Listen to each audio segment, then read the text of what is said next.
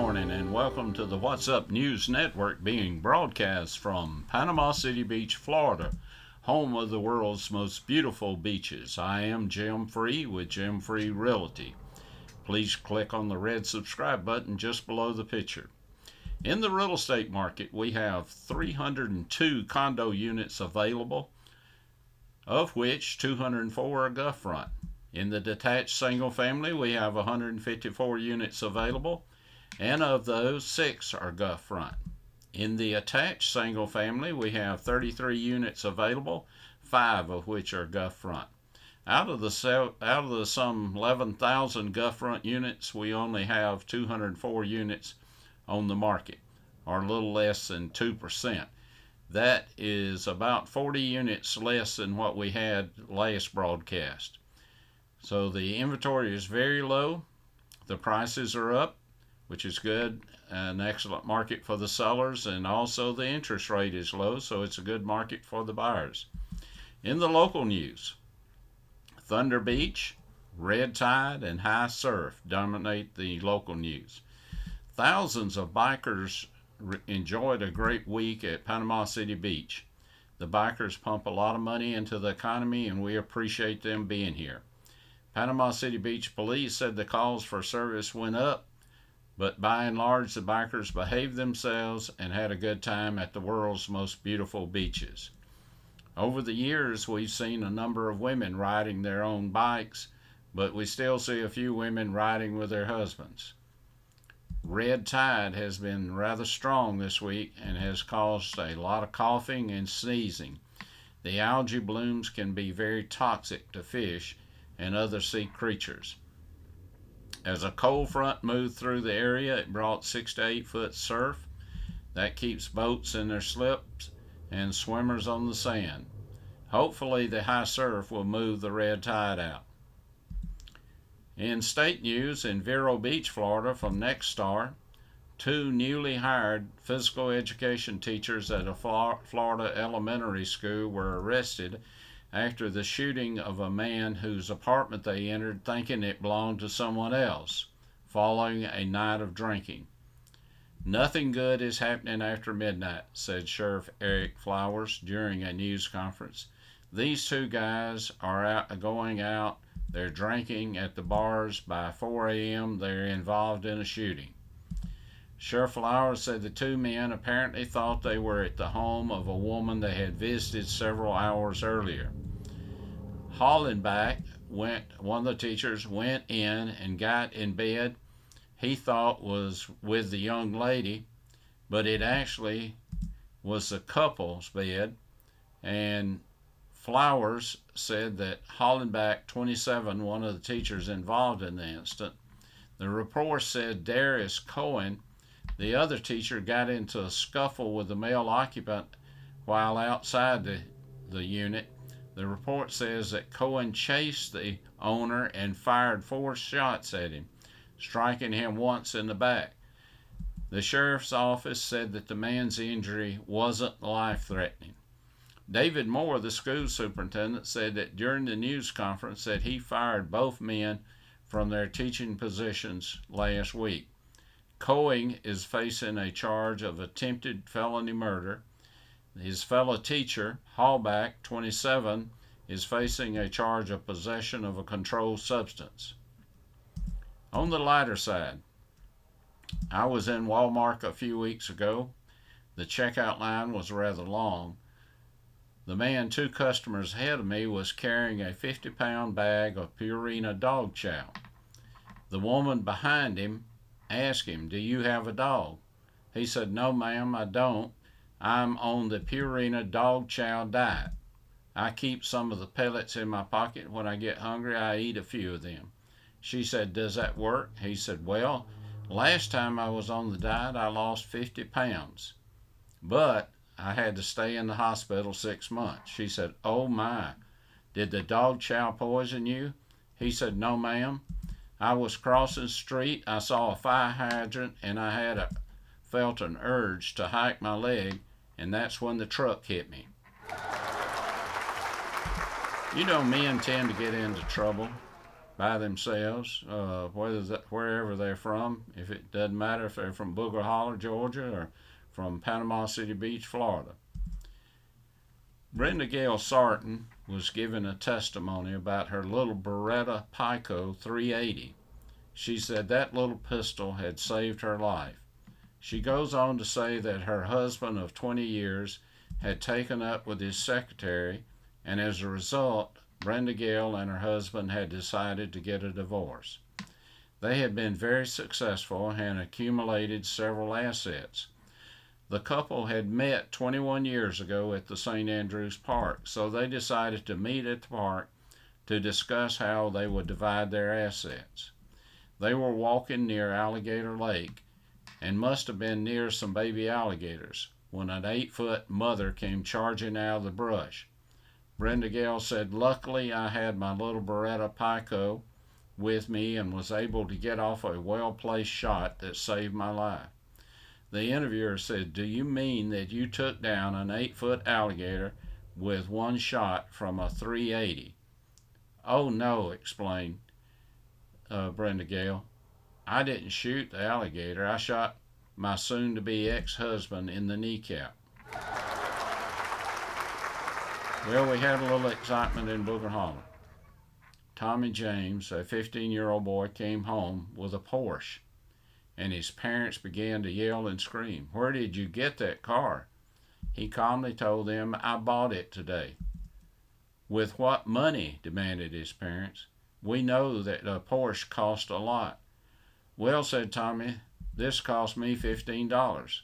The parents began to yell even louder. "Who would sell a car like that for $15? "It was the lady who lives in the new house on Booger Holler Road just past Morgan Dairy," Tommy said. "Don't know her name. They just moved in. She saw me ride past on my bike and asked me if I wanted to buy a Porsche for $15. "Oh my goodness," moaned Tommy's mother. "She must be one of those child molesters that we read about in the Atlanta paper. Who knows what she would do next? John, you go right up there and see what's going on." So Tommy's father drove to the house where the lady lived and found her in the yard planting flowers. He introduced himself as the father of the boy who she had sold a Porsche to for $15 and demanded to know why she did it. "Well," she said, "I thought my husband was on a business trip, but I learned from a friend he has run off with his secretary and really doesn't intend to come back. This morning I got a call from my husband. He claimed he was stranded and asked me to sell his Porsche and send him the money. So I did."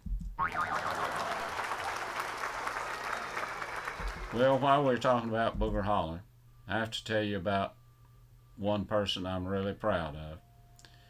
We come from a very patriotic community, and most of the college professors are conservative, but we occasionally find a liberal in our midst. A professor got up and said, "If God really exists, let him knock me out of this chair." Nothing happened. The class was very quiet. He said, "Now I'll give him 2 more minutes." A Marine vet from Booger Holler happened to be in the class. He stood up, punched him in the face, knocked him out of the chair, then sat back down. When the professor came to, he looked at his student and said, "Why did you do that?"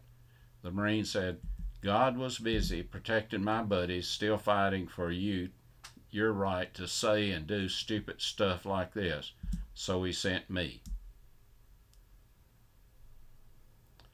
From the national news in the New York Post, we found that the National Institute of Health stunningly admitted that they had conducted a function of gain at the Wuhan lab, despite Anthony Fauci repeatedly insisting to Congress that no such thing happened. Have you ever heard of the hero syndrome?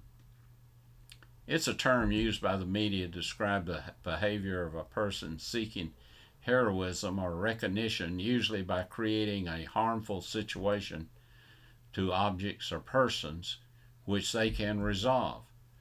This can include unlawful acts such as arson.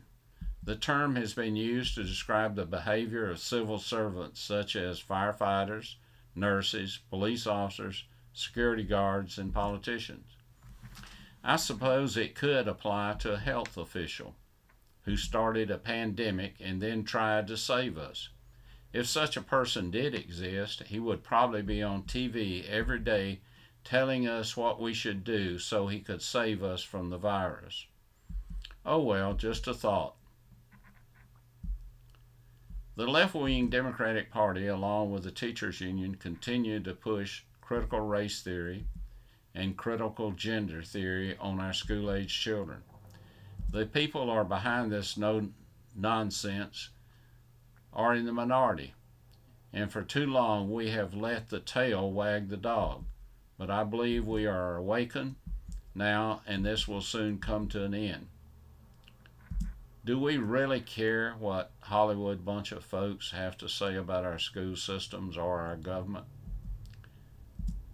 The president and his left-wing party want to devalue the currency of our country. Everything they can put our country deeper in debt. Inflation is already hurting the middle class. The president wants to add or hire 87,000 new IRS employees to go after the some 800 billionaires in the country. This would double the size of the IRS. That would be about 108 agents on each billionaire. Do you think the billionaires will leave their money and their factories in this country if the taxes are raised on them and everything they do is scrutinized by dozens of IRS agents? I doubt it. The lower income citizens don't pay taxes. They receive IRS earned income tax credit that you pay for. So that leaves the middle class that will pay all the taxes. They are trying to tax everyone on unrealized capital gains.